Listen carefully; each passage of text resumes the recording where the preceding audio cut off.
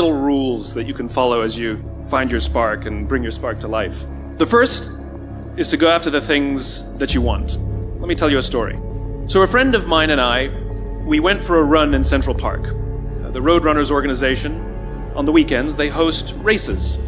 And it's very common at the end of the race, they'll have a sponsor who will give away something, apples or bagels or something. And on this particular day, when we got to the end of the run, there were some free bagels. And they had picnic tables set up, and on one side was a group of volunteers. On the table were boxes of bagels, and on the other side was a long line of runners waiting to get their free bagel. So I said to my friend, let's get a bagel. And he looked at me and said, the line's too long. And I said, free bagel.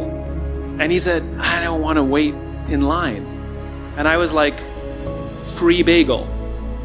And he says, it's too long. And that's when I realized that there's two ways to see the world. Some people see the thing that they want, and some people see the thing that prevents them from getting the thing that they want. I could only see the bagels. He could only see the line. And so I walked up to the line. I leaned in between two people, put my hand in the box, and pulled out two bagels. And no one got mad at me, because the rule is you can go after whatever you want. You just cannot deny anyone else to go after whatever they want.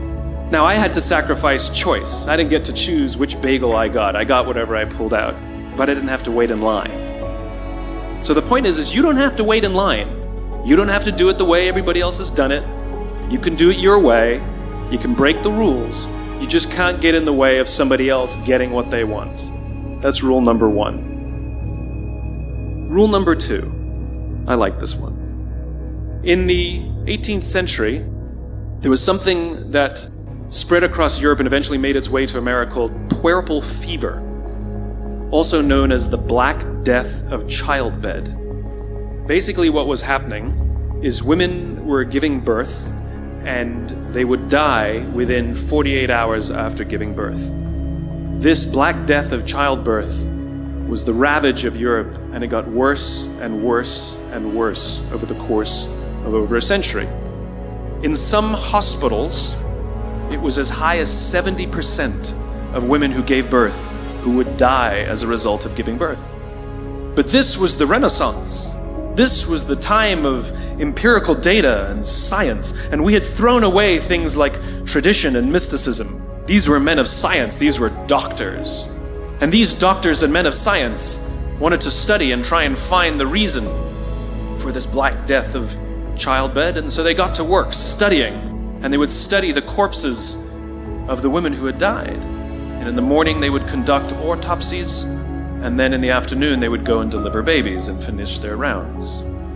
And it wasn't until somewhere in the mid-1800s that Dr. Oliver Wendell Holmes, father of Supreme Court Justice Oliver Wendell Holmes, realized that all of these doctors who were conducting autopsies in the morning weren't washing their hands before they delivered babies in the afternoon. And he pointed it out and said, guys, you're the problem. And they ignored him and called him crazy for 30 years. Until finally somebody realized that if they simply washed their hands, it would go away. And that's exactly what happened. When they started sterilizing their instruments and washing their hands, the Black Death of childbed disappeared. The lesson here is, sometimes you're the problem. And my point is take accountability for your actions. You can take all the credit in the world for the things that you do right, as long as you also take responsibility for the things you do wrong. It must be a balanced equation. You don't get it one way and not the other. You get to take credit when you also take accountability. That's lesson 2. Lesson 3. Take care of each other. The United States Navy SEALs are perhaps the most elite warriors in the world. And one of the SEALs was asked, who makes it through the selection process? Who is able to become a SEAL? And his answer was, I can't tell you the kind of person that becomes a SEAL. I can't tell you the kind of person that makes it through buds.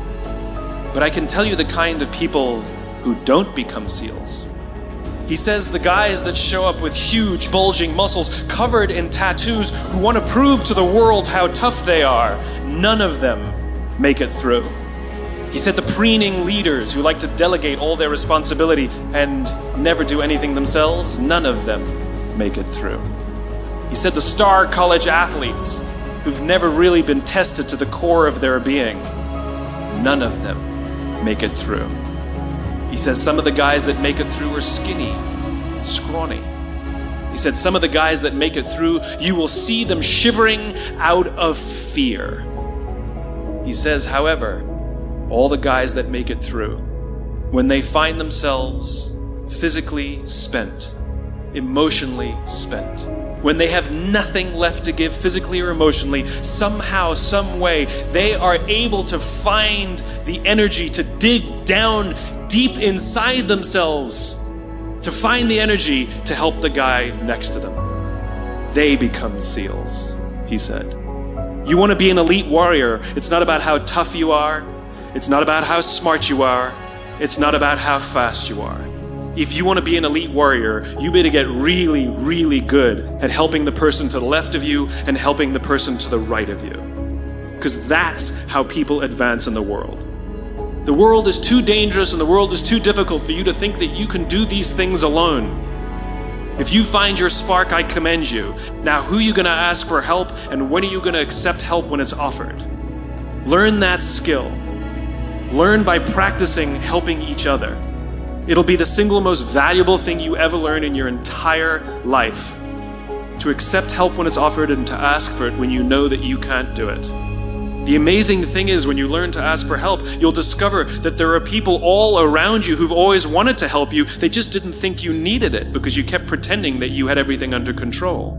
And the minute you say, I don't know what I'm doing, I'm stuck, I'm scared, I don't think I can do this, you will find that lots of people who love you will rush in and take care of you.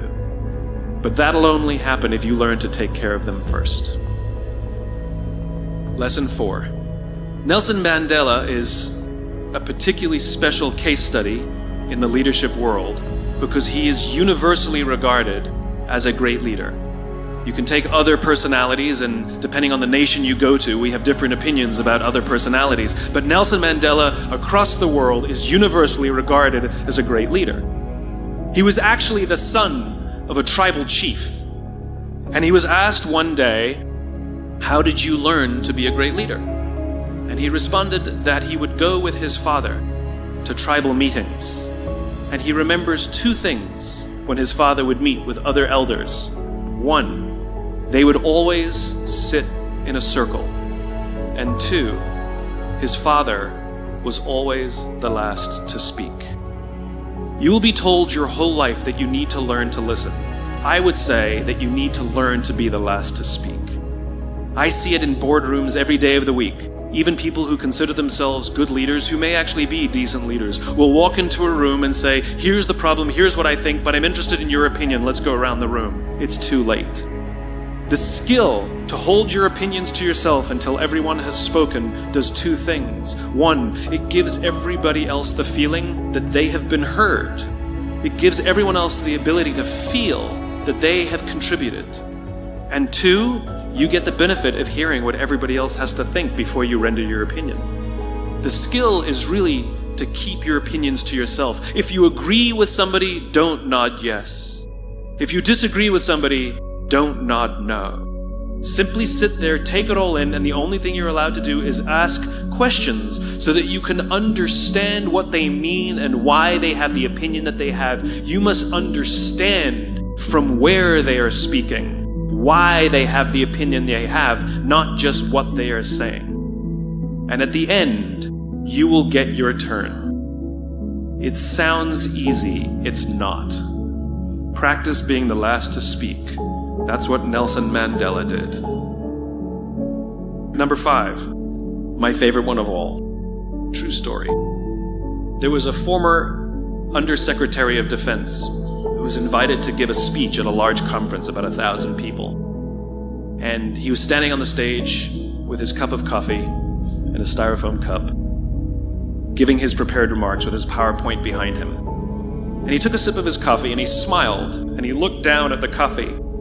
And then he went off script. And he said, last year I spoke at this exact same conference. Last year I was still the undersecretary. And when I spoke here last year, they flew me here business class. And when I arrived at the airport, there was somebody waiting for me to take me to my hotel. And they took me to my hotel and they had already checked me in and they just took me up to my room. And the next morning I came downstairs and there was someone waiting in the lobby to greet me and they drove me to this here same venue. They took me through the back entrance and took me into the green room and handed me a cup of coffee in a beautiful ceramic cup. He says, I'm no longer the undersecretary.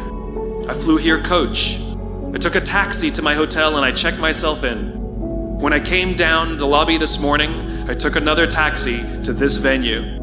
I came in the front door and found my way backstage, and when I asked someone, do you have any coffee? He pointed to the coffee machine in the corner, and I poured myself a cup of coffee into this here styrofoam cup. He says the lesson is, the ceramic cup was never meant for me. It was meant for the position I held. I deserve a styrofoam cup. Remember this. As you gain fame, as you gain fortune, as you gain position and seniority, people will treat you better. They will hold doors open for you. They will get you a cup of tea and coffee without you even asking. They will call you sir and ma'am, and they will give you stuff. None of that stuff is meant for you. That stuff is meant for the position you hold. It is meant for the level that you have achieved of leader or success or whatever you want to call it. But you will always deserve a styrofoam cup. Remember that. Remember that lesson of humility and gratitude. You can accept all the free stuff. You can accept all the perks. Absolutely, you can enjoy them. But just be grateful for them and know that they're not for you. That none of us deserve the perks that we get. We all deserve a styrofoam cup.